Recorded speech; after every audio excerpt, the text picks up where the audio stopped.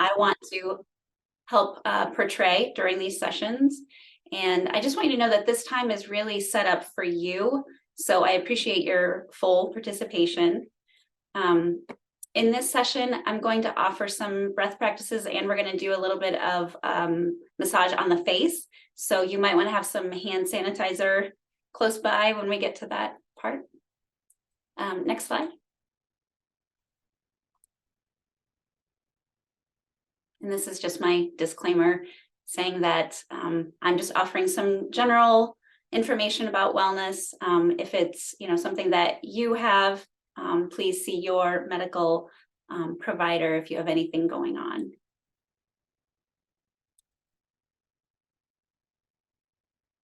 So our learning objectives today, we're going to review some of the key points from the prior sessions. I'm going to offer more about polyvagal theory and the therapeutic application of it. And then I'm giving you what I'm calling some resource take-home gifts that are for your personal well-being as well as your professional application. All right, so let's start with some centering. So you've probably heard of that acronym HALT, which asks if you are hungry, angry, lonely, or tired. Those things are asked when you have usually done something or said something impulsive. And so that's a nice thing. I like that. But I also just think we need to meet the moment. So really practicing awareness, which is something we're going to review today, the science behind practicing awareness. But sometimes, even if you're not experiencing one of those hungry, angry, tired things, you might just benefit from a break. So I'm going to offer you right now some centering practices that you could do when you have a break. And even if you think, I don't have a break, I don't have time, I don't take breaks.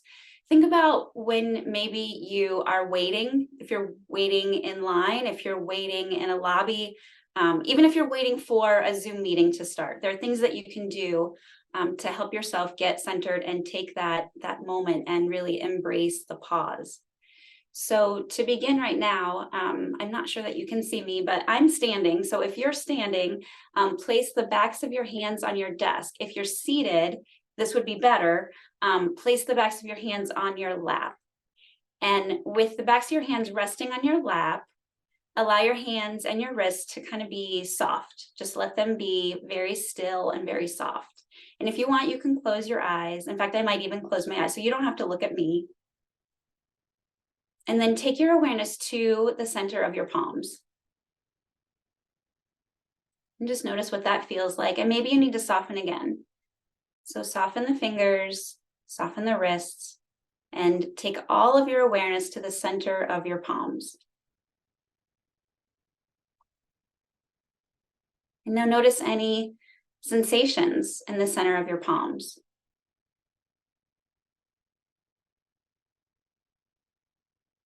And now we're going to go into some breath practices. So you can keep your eyes closed, you can open your eyes, whatever feels comfortable for you. And you can always take your attention back to the center of your palm. So if paying attention to your breath causes any anxiety for you, just take your attention back to noticing your palms. So now if you are comfortable noticing your breath, just begin to become aware of it. So become aware of your breath as you inhale and as you exhale. You don't have to change anything. You're just noticing what it feels like. Maybe notice if one nostril is a little more open than another. Notice if you find yourself very drawn to noticing your breath in one particular area. So maybe you notice your breath very easily in the nostrils. Can you notice your breath in another area, maybe around your chest? And maybe you can even notice your breath around your belly, or maybe even in your back body.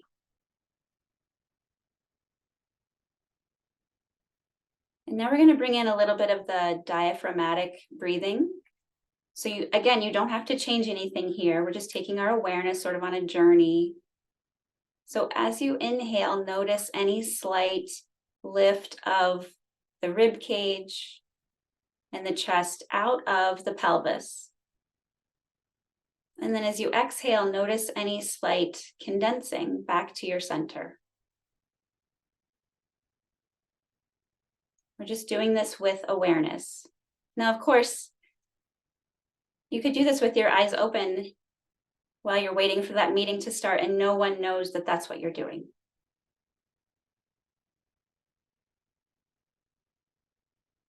And now let's begin to take our breath practice into the Ujjayi breath, which is that victorious breath or that whisper sound. So as you're just going to continue with a normal inhale, normal exhale, but as you exhale, you'll part your lips, and as you exhale, kind of sigh it out. And you can even make noise. So when you sigh it out, it could be ha, ha. And if you're with someone else, it doesn't matter. Maybe you'll encourage them to sigh it out too.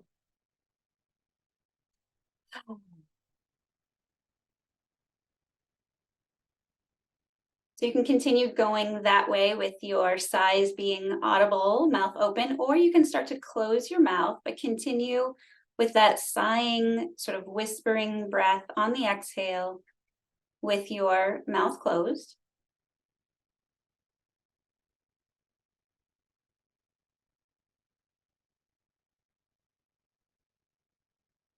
And try 2 more times, just listening to the sound of your breath.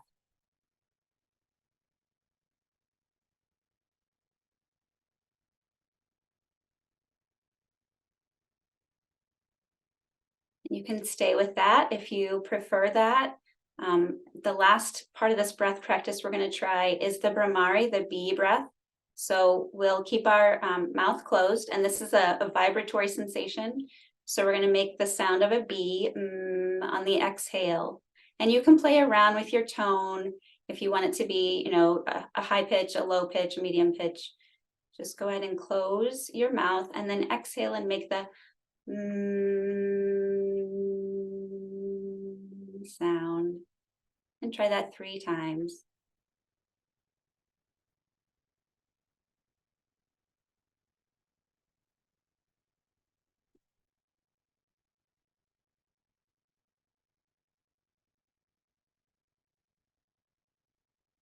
And when you finish, if your eyes were closed, allow them to just softly blink open a couple times.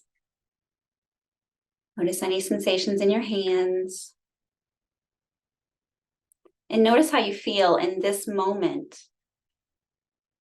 That took, I'm not sure, a few minutes, but notice how you feel right now compared to how maybe you felt when you first clicked join. So these are the simple practices that we can do for ourselves to recenter. So now we're going to do the little bit of massage and tapping. So I'm going to start with the karate chop. So I'm using my fingertips. I'm using my left fingertips to my right side of the pinky finger. The only reason is because I'm right hand, that's my dominant hand, and so it's a little more tight. So that's why I like to do it on that side, but you can do either side. So we're just tapping in here. And to quote John Kabat-Zinn, he says that mindfulness is paying attention in a particular way, on purpose, in the present moment, non-judgmentally. So as we're doing this part, just want you to keep that in mind. Just paying attention on purpose in the present moment, non-judgmentally. Then we're going to move to the face. So I'm taking off my glasses. If you wear glasses, you might want to take off your glasses too. And I'm going to take my 2 pointer fingers, peace fingers, and start at the inside of my eyebrow line. And I'm going to follow it across the eyebrow. I'm tapping across the side and then to the temples. And then I follow it underneath right at the cheekbone. So again, I started at my eyebrows and I'm coming around the eyebrows and I'm tapping. Now this has to do with meridians, or if you're familiar, lines of energy in the body, and we're tapping into them. And sometimes you can say messages to yourself like, oh, I'm noticing, like I'm bringing awareness to whatever I'm feeling. So whatever you're feeling right now, bring awareness to that. Don't judge it, just notice that it's there. And then maybe we can offer some positive messages. And then the next point would be underneath the lip. So between the tip of your nose and your lip, there's this little divot. So I use the side of my finger. It's just a personal thing. You could use, you could tap right on with fingertips. I just think that feels a little more natural for me, but try both and see what you think. And then we move to the chin. So right above that bump on the chin, we just tap there. And this is where we can connect with our voice and what we say and what we put out in the world. So we want to tap in positive energy here. And then we're going to go to the collarbones. So you can find your collarbones and just go underneath them a little bit and tap here.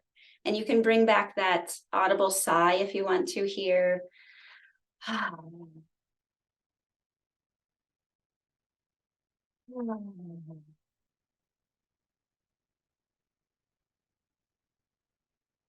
And then the next one is underneath the armpit, like a hand's distance underneath the armpit. And I use my full hand and I just kind of pat that area. A lot of lymph nodes in here, so it's great to kind of massage this area, helps with drainage and all those things. And then we're going to go to the top of the head. So I use my fingertips, I use all fingertips, and we go to the top of the head, tapping the top of the head. As you tap the top of your head, allow your feet to press into the floor, and then allow your spine to kind of be lifted here.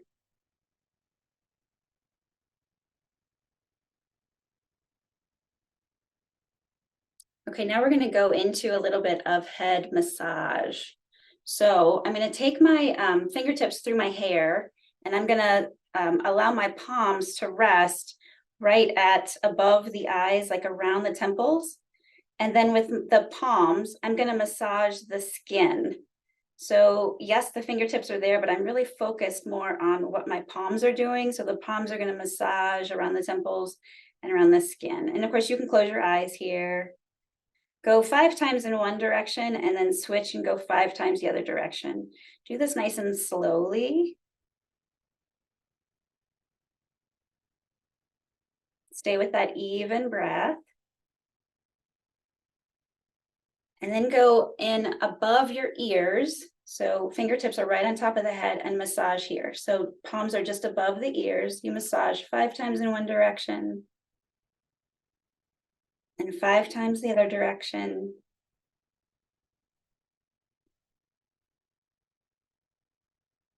And then we're going to go to the back of the head, and you can even like interlace your fingers.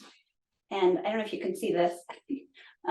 Right here, we're going to place our thumbs at the nape of the neck. And from there, just use your thumbs to kind of massage and back and forth. And you can kind of look up because it'll make the skin a little bit softer than if you're pitching. Don't pitch your head forward. Allow your head to rest into your hands. Your elbows can be wide or narrow, whatever feels good for you. Just press your thumbs into the nape of your neck. Press them in and massage that area. Almost like you're a cat getting ready for a nap.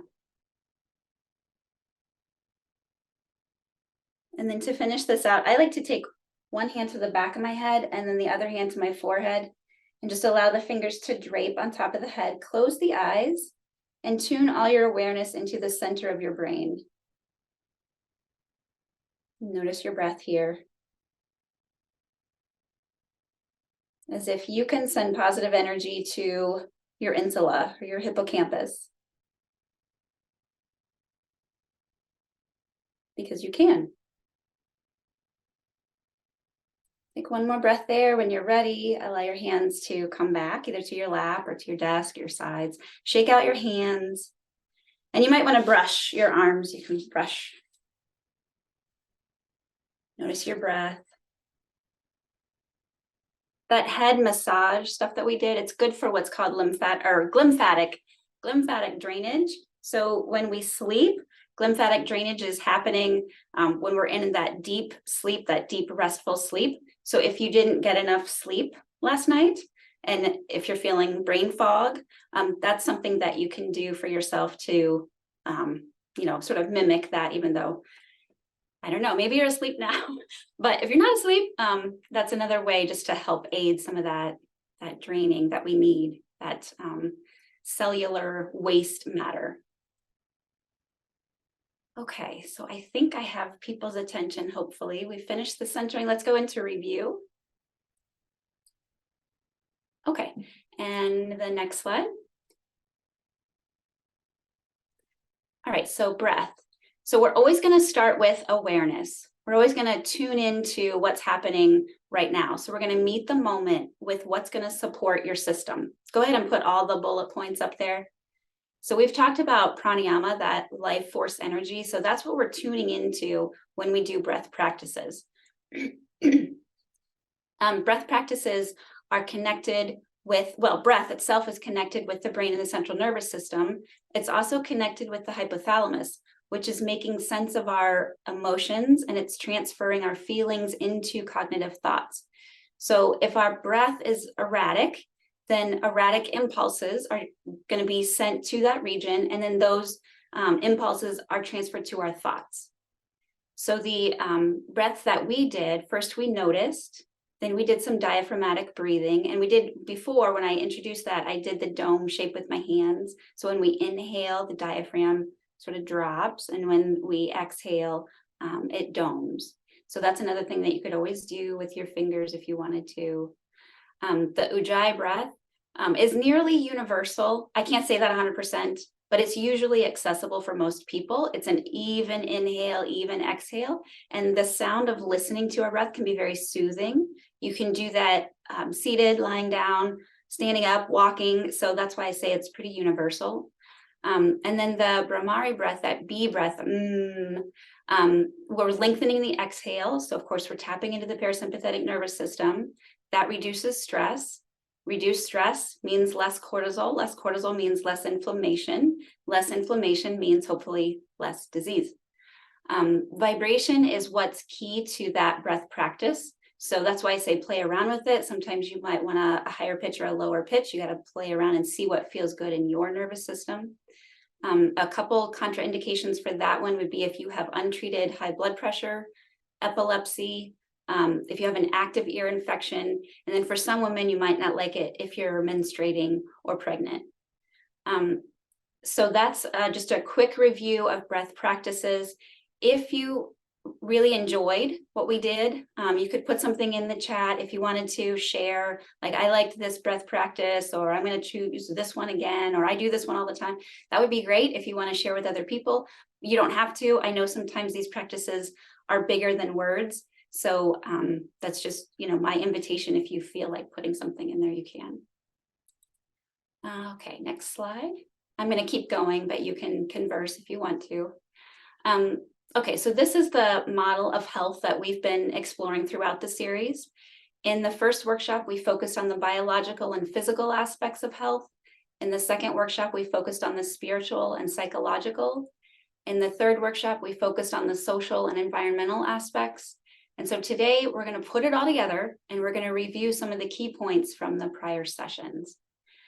So this model reminds us of what we have currently, for example, our breath as a tool for supporting our nervous system, where we are, for example, when we're grounded in our body, this brings us back to the present moment.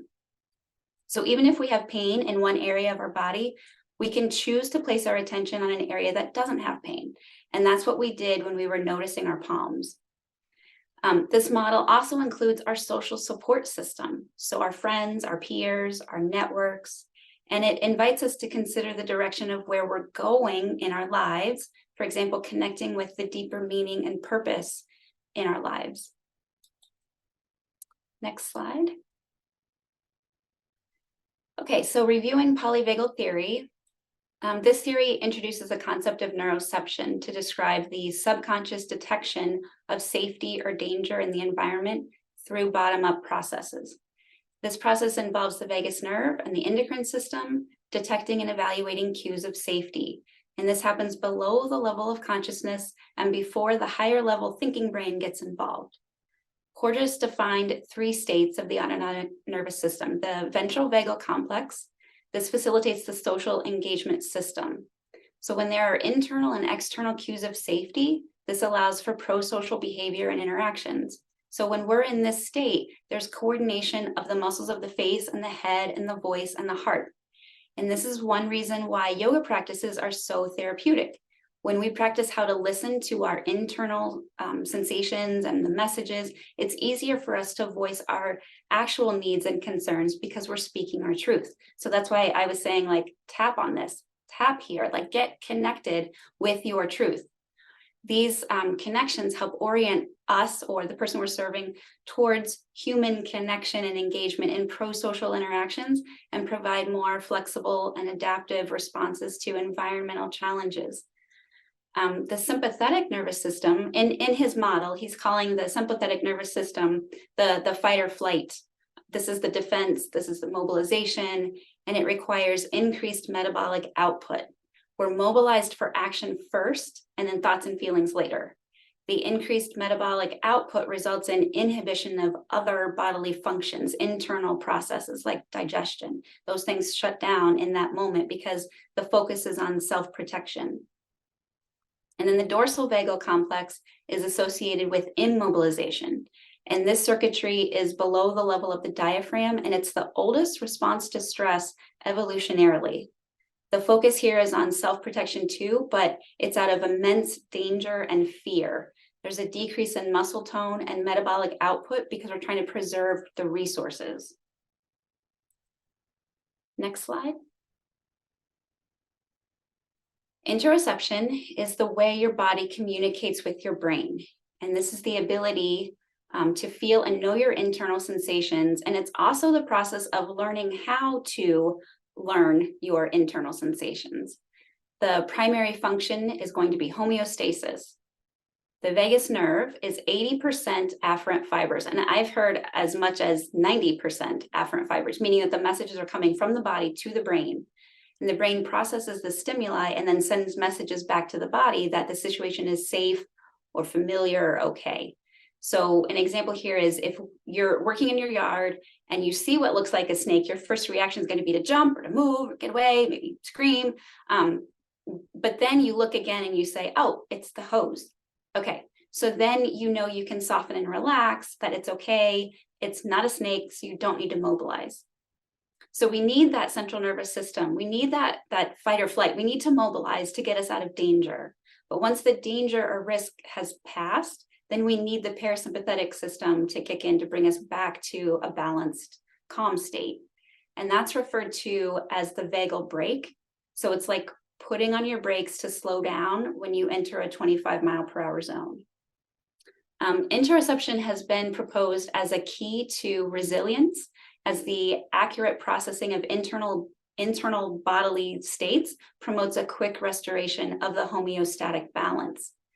So when you feel and know who you are, this can reduce inflammation. And the more we practice interoception, meaning bringing our awareness to our internal states and our feelings and sensations, the more we can stimulate and strengthen that part of the brain called the insula. Next slide. So these are some of the therapeutic benefits of developing healthy interoception. And all these things are wonderful, right? Except it's important to recognize that in the short term, bringing your awareness to unpleasant emotions can be aggravating. So when, yes, it can be aggravating, but when we lean into noticing sensations from a place of non-attachment, that's why it's so important, that non-judgment. Be open, investigate it, invite sensations, or invite yourself to go into those places that are uncomfortable, because that trains your nervous system to explore something that, yes, it's uncomfortable, but you're doing it with a sense of curiosity. You're also doing it with a sense of safety, and that's what builds resilience. And this is the shift that enhances or leads to healing. And this is a skill that we learn, and it takes practice. So the more we practice it, the easier it becomes to build awareness. And is what's leading to brain changes. Next slide. So again, this is Dan Siegel's model, referred to as the window of tolerance. And when we're inside those two lines, that window, that's when we can self-regulate. So we can feel safe and grounded and resourced. So we're always trying to get back to that window. And using slow movement recruits those parts of the nervous system and brain that help us. And yoga is all about widening that window. So when you notice maybe the pause between an inhale and an exhale, or when you take that moment of pause and you stay comfortable in that pause, you're widening that window. Next slide. So this is his everyone has, all these experts have 4 things. So Dan Siegel's 4 things on neuroplasticity regarding how the brain changes include focused awareness, meaning being fully present so that you're open to receiving information from the body. Repetition is what enhances the neural pathways to form, and it also provides a sense of safety and familiarity. Novelty is what keeps things interesting, and that's what keeps you coming back for more. And then passion is what keeps us engaged. So when I say, just open yourself up with a little bit of curiosity, that goes to that passion part. Next slide. These are some of the notable brain benefits of meditation practices.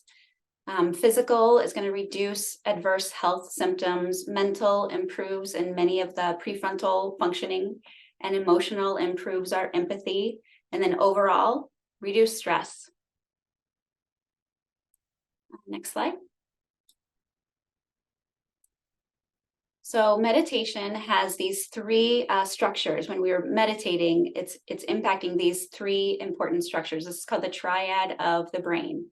And so the left prefrontal cortex is the center of control and making sense of bodily senses and emotions. And when this is active, we're able to interpret what's going on with our body, and we have accurate awareness or comfort of what's going on and making decisions on the outside that's going on the basis of practicing interoception. The anterior cingulate cortex interprets bodily signals, the basic ones like breathing, heart rate, and making sense of the circumstances. And so the left prefrontal cortex interprets what's going on in the anterior cingulate cortex. So the ACC gets input from the amygdala, which is that some people call it the fire alarm, and other areas. And then these structures work closely with the insula, which is also interpreting these signals of what's going on outside of you.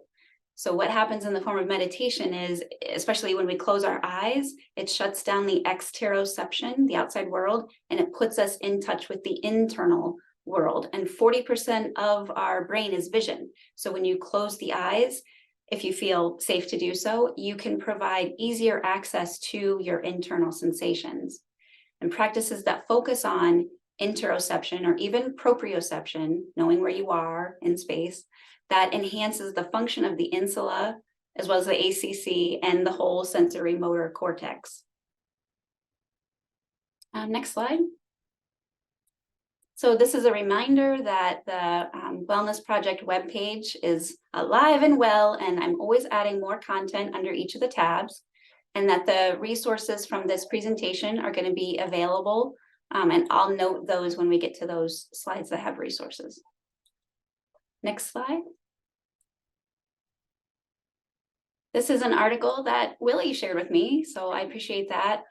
This is a Gallup poll that they recently conducted. It was a comprehensive survey of chief HR officers, that's what CHROs are, and HR professionals, and then a representative sample of US just workforce to gauge the effect of the job on employee mental health, as well as their own personal mental health. And so I wanted to note some of the key findings that they share in this article. So mental health varies greatly across HR communities and HR sections. So to retain talent, organizations need to focus on creating environments that allow for a healthy work-life balance. And this reason rated number 3 on why employees have departed. They said that 93% of the organizations stated that their company offers easily accessible mental health services for employees. But this raises an interesting question for why employees don't access the mental health services. And understanding that there could be a lot of variation. Some people might think, what if my employer can find out somehow? What if I don't feel comfortable talking about my feelings? Or what if I'm not matched with a counselor that I feel comfortable with? For the poll, it looks like most of these responses regarding mental health at the organizational level and also at the individual level are somewhere between somewhat negative to somewhat positive. So what does that tell us? It says that there's great diversity of perceptions of mental health at work. Oh, great. I'm glad they did a study to tell us that.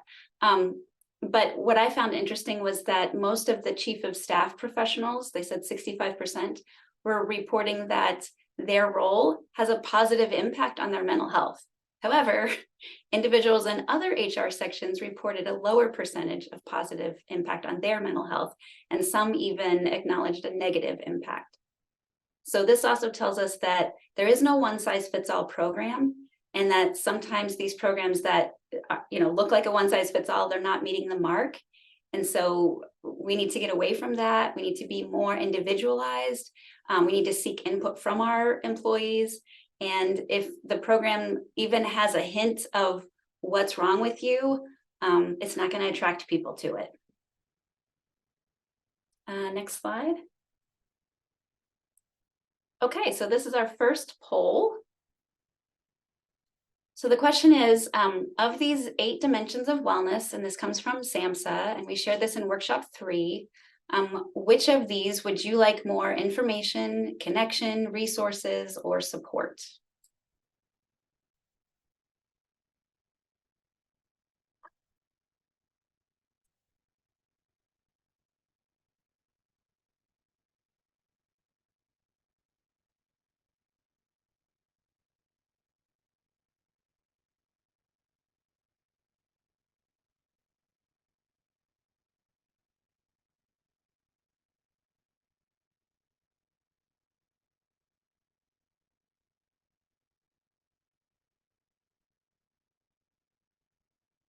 Willie, I'm going to let you decide when you think most people have answered. But it looks like people are, and you can select multiple. So what's interesting is that what I'm seeing is that we've got like 20% on the low end and 65% on the high end. So a lot of people are responding with emotional support. So that's something to keep in mind. If you're a supervisor right now, take note of that. And on the low end is spiritual. So I'm not sure if that means people are already comfortable in that realm, but I'm not going to interpret this too much. But it is pretty interesting that the other categories are kind of in that 20% range up to 30%. So thanks for sharing that. We're just over 80%, so I'm going to go ahead and close the poll and share the results. Here's the results for everybody.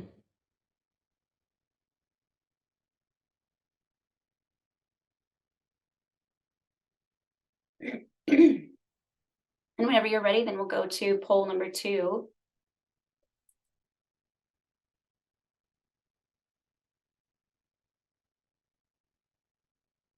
So poll number 2 is asking which of the 5 domains. And so we talked about this also in workshop number 3. This was the US Surgeon General's domains of work-life balance. And so what would you like your organization to either develop or enhance?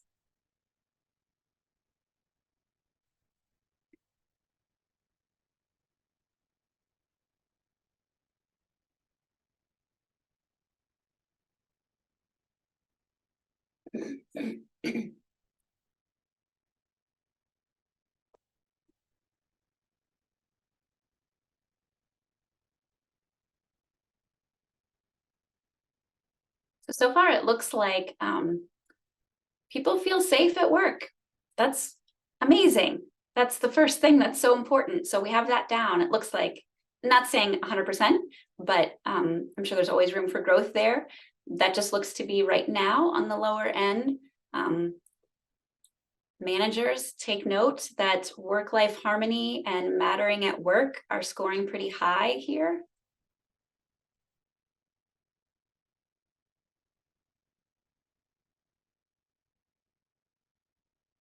I'll let you decide if you want to share. Did you share results for that one? Yeah, the results are up now. Okay. All right, well, thank you for participating in that. And then we've got the third poll. I was curious, I wanted to know if people are using our website. So if you could let me know, if you're using it or if you plan to use it, which of those tabs, the read, listen, watch, taste, etc., are you most drawn to? What do you find most interesting? What do you want to go back to?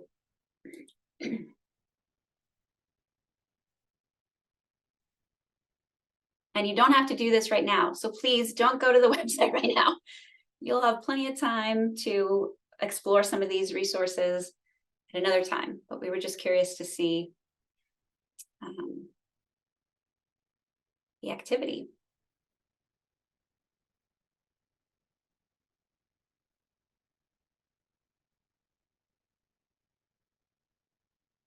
For some reason, I'm not able to see the poll right now, but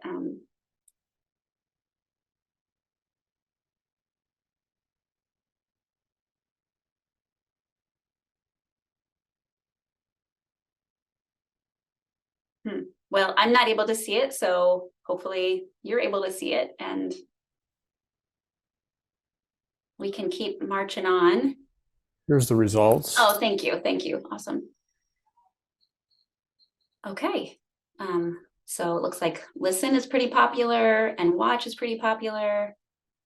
And then let's see, we've got explore. Yep, all this stuff. Great. All right.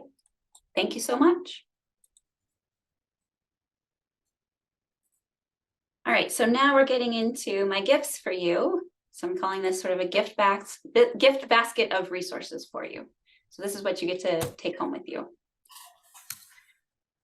The Safe and Sound Protocol, SSP, is a powerful listening therapy that targets the nervous system, shifting it out of a state of defense and into a state of safety. It's an adjunctive therapy, it's evidence-based, and it targets the social engagement system. The nerves that support the engagement system innervate through the face, and these nerves support facial expressions, vocal tone, and digestion. So, you know, a lot of us enjoy eating together, and that's activating the social engagement, and that actually helps with digestion. This therapy helps regulate how the individual perceives vocal tone. So in some individuals with developmental disabilities or trauma in their background, this perceiving of vocal tone has been altered. And this can lead to a cycle where the nervous system is getting flooded with messages of danger, and the person may react with defensive behaviors or unsafe actions. So Porges talks about how we use a higher pitch when we're talking to a baby or a pet. So think about when you're talking to your pet at home or your, you know, little kid, you know, you would use sort of that cooing kind of prosodic speech, so that they get the message that they're safe, they're loved, they're connected to us. So this therapy trains the middle ear muscles to tighten up the eardrum. And that's what enables the person to detect higher frequencies better than a slack eardrum. A slack eardrum can become slack because of either bad ear infections, chronic ear infections, or to chronic states of being in a flight, fight, freeze, and getting those messages that the eardrum should be slack in order to pick up warning sounds of danger. So the music in SSP introduces higher frequencies, which cause the middle ear to tighten, allowing the person to pick up those higher frequencies to get back to social engagement in other situations. So if you have heard about this, or if you're using this, I would love to know. Maybe you can put that in the chat. I'm just curious. If you never heard of it, that's fine too. And we can go to the next slide. So this is a link, and at this link you can find case studies. They published 2 about using SSP for regulation in kids with ASD. And for adults, Porges talks about creating what he calls a shared journey of exploration between the clinician and individual to learn about the individual's body, their nervous system, and how to develop strategies together jointly. That he's saying that this shouldn't be about compliance, and that this is what's missing in medicine and education, where everything is evaluative. That the individuals we serve are coming to us mostly in a state of protection and not so much a state of connection. And then his one of his partners that he works with, Deb Dana, she's a licensed clinician. She says that she invites her clients to notice any differences. So she's doing outpatient therapy. So, you know, they meet with her, they go home, they come back. But, you know, she'll ask, you know, what did you notice? Any difference is fine, because she's saying it doesn't have to be better. It could be a change from a person who would typically respond with a shutdown response to one of a fight response. And that she considers this growth because that tells us that the nervous system is waking up and it's responding differently. And she says those moments of co-regulation create opportunities to widen that window of tolerance. So Porges and his team did a study using the still face experiment. That's something we covered, I think, in workshop 2, 3, where the mother and the baby are usually it's a mother. I'm just saying it's a mother in this study, interacting, having fun. And then mother looks away and comes back with just a stone face. And it usually upsets the baby. And so they cry because they want that interaction again.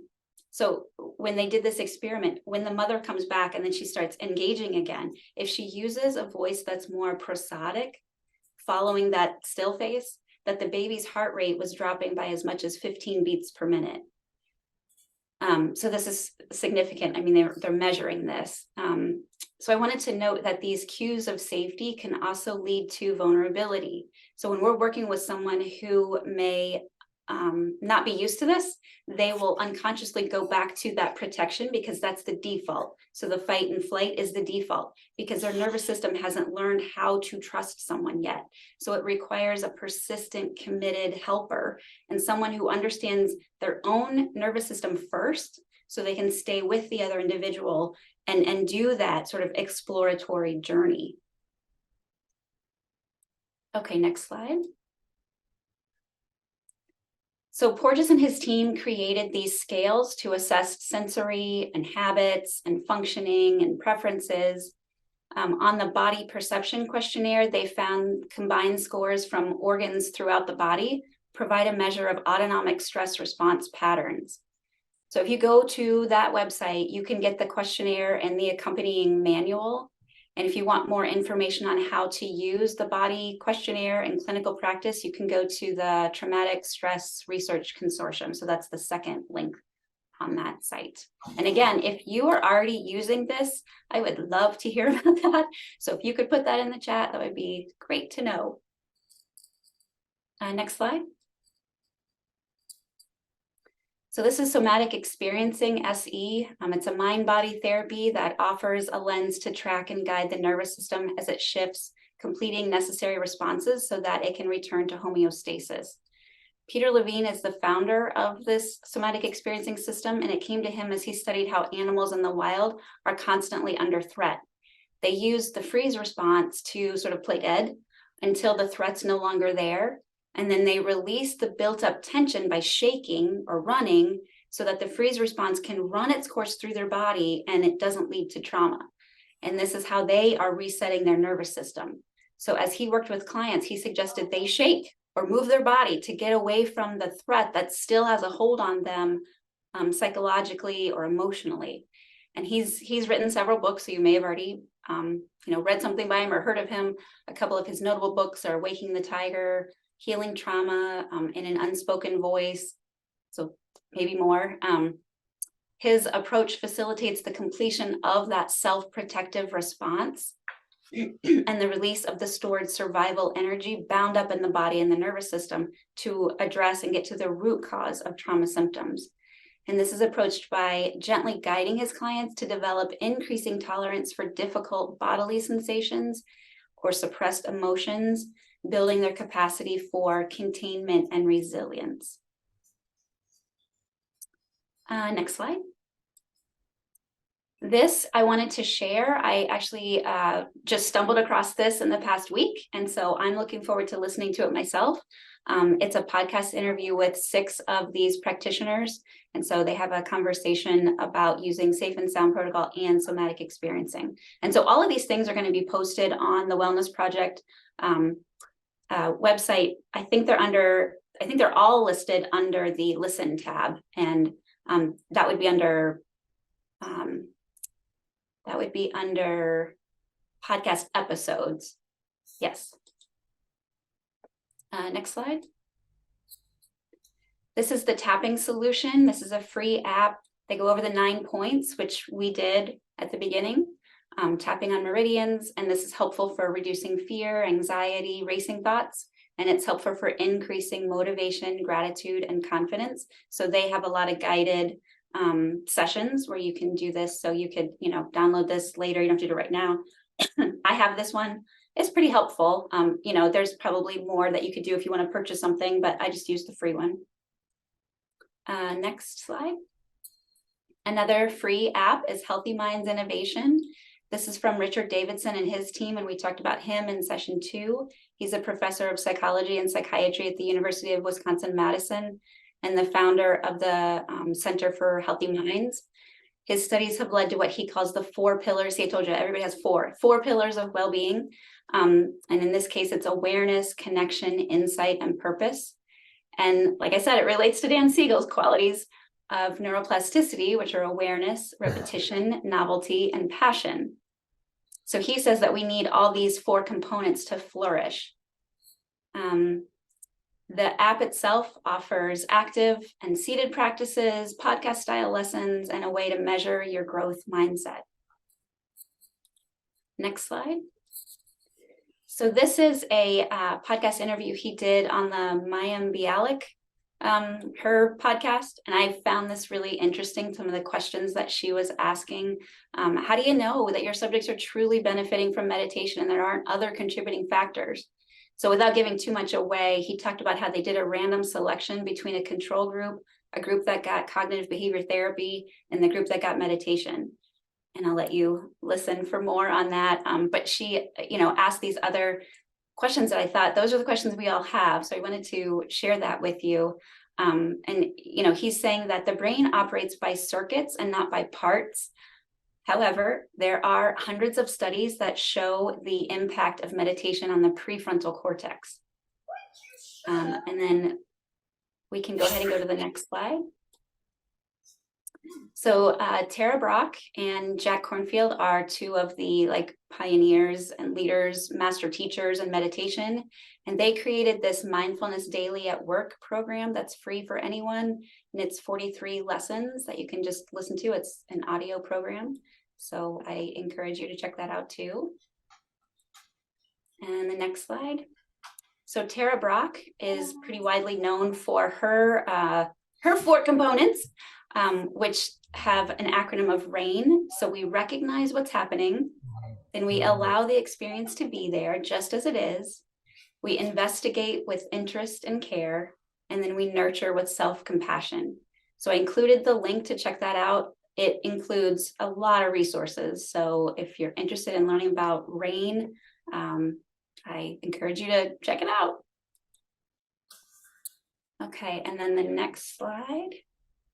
We've got the, this one is not a free one. This one comes, with a little bit of a cost, but it's also located under the Wellness Project, under the Listen tab. And this one has all the big name teachers, and you can join and have live classes, guided meditations, community events, and all those bells and whistles. Okay. So now with the time left, we're not going to play the video. I wanted you to have a link to this video. I did this a while back. This is the breath practice of Nadi Shodhana. So Nadi means channel and Shodhana means purification. So I've talked about this a little bit before, that we have nostril dominance, meaning one nostril is going to be more open than another one throughout our day. And that's because on each side of the septum, separating the 2 nostrils, there are structures called turbinates that regulate the pathway of airflow within the inner nose. And these turbinates are covered by mucous membrane. And the swelling of the turbinates changes the inner configuration of the air pathways. So then it can restrict or block the flow of air. Prana is the life force energy, and the energy channels in the body are known as nadis. So they're also, you've probably heard of meridians. Prana and the mind influence each other. So when prana is restless, it's affecting our mind, and vice versa. Without getting into too much detail, I think it's worth explaining the overview of the 3 nadis that are most often described when we're talking about controlling the fluctuations of the mind.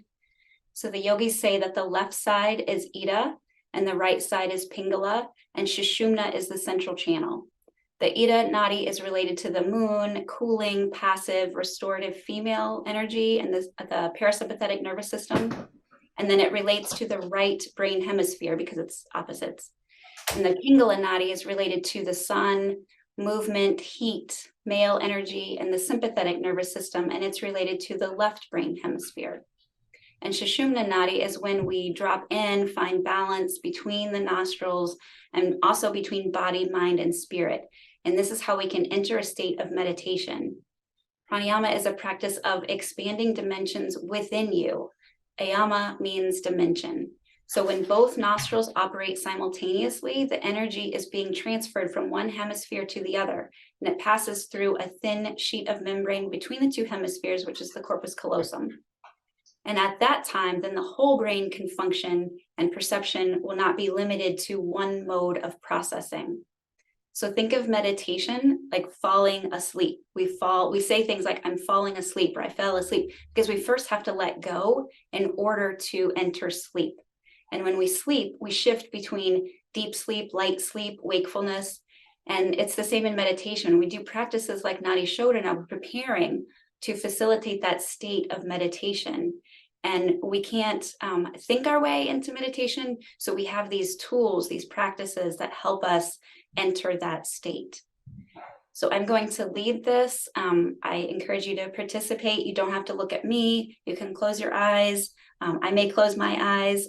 And I'm going to take off my glasses too. For some reason, that just helps me not have them on my face.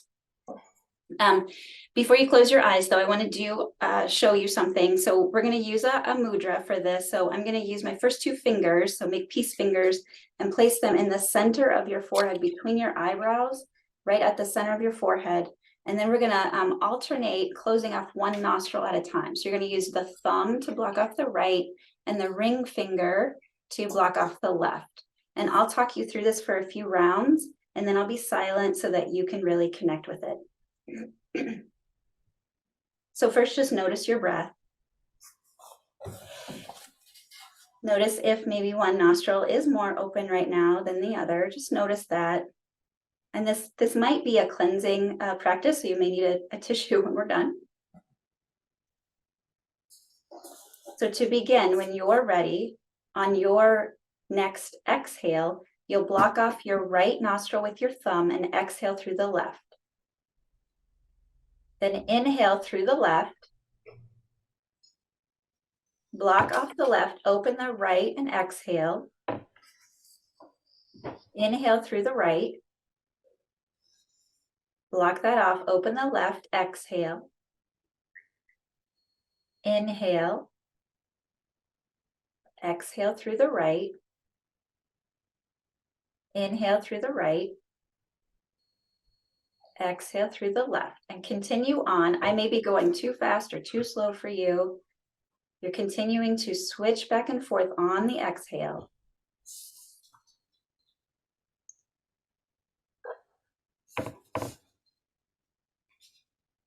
Do a full cycle of breath in a nostril before you switch.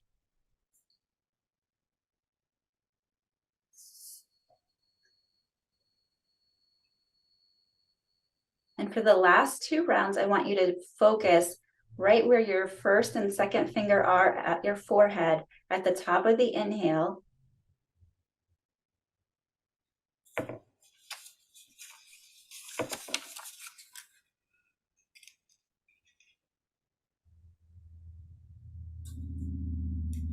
And the next time you're ready to exhale left, at the end of your exhale, release your hand. Notice how you're feeling. The eyes are closed. You can softly blink them a few times, coming back into your space, and notice how you're feeling. I've practiced this for years with tons of people, and usually people who say that they have trouble focusing can drop into this right away and find that focus. So if there's anything you want to share, please, you can use the chat. If you don't want to use the chat, that's totally fine too. But I hope that it is something that you practice, experiment with it. And if you have any questions, you can contact me. The next slide is just my contact information. I think that we are coming up at the top of the hour.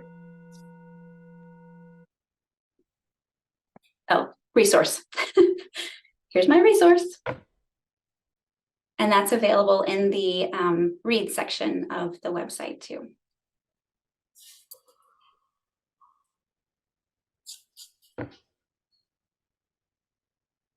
Thank you so much for being here.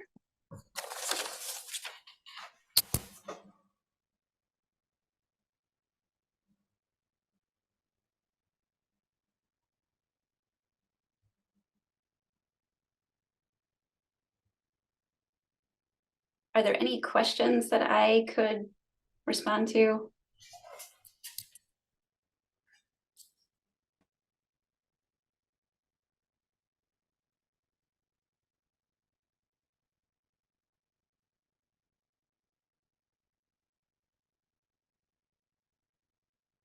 It looks like someone asked Joanne if this presentation will be on the DRDD website and the Wellness Project materials. I hope so. I hope so. But I can definitely get you the materials if you want to share that. If you need it right away, I can share those materials, and I'm pretty sure they'll be on the Member Connect later today. Yes, we'll load those into Member Connect following this session. There was also a question about at what age can somebody start the SSP? Well, so I'm not trained in it. So that would be that's a great question, and definitely check out those links that I sent you. Also, there is a way to search for a provider. So you may want to see, where you're located, if there's a provider near you, and have that conversation with them. And also, it's also in the chat box on how to claim your CPDUs for everybody that will need to claim CPDUs.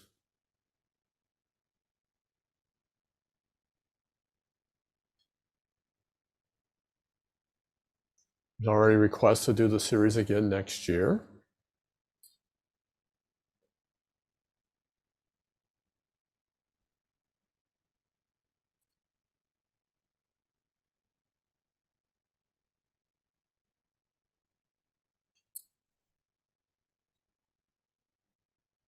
Well, thanks everybody for attending today. If there's no final questions for Holly, we will get ready to close. And again, we will load all the slides from today's session into Member Connect into the conference professional development section, and that will get added here this afternoon.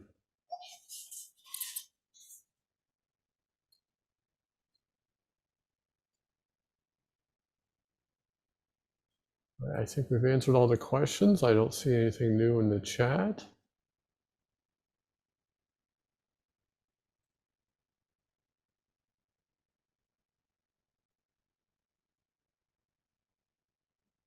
So Justin, you had asked, we'll get email CPDUs. Also, for you to claim the CPDUs, if you want to go ahead and open up what's in the chat box and how to claim those. So you will be going through Member Connect to claim your CPDUs.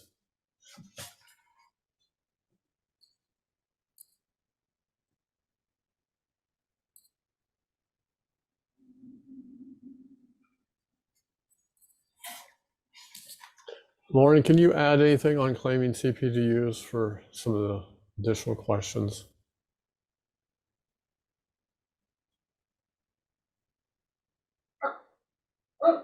Yes, I will upload, I will get everybody checked in later today, and you will receive an email from Member Connect when CPDUs are available to be claimed.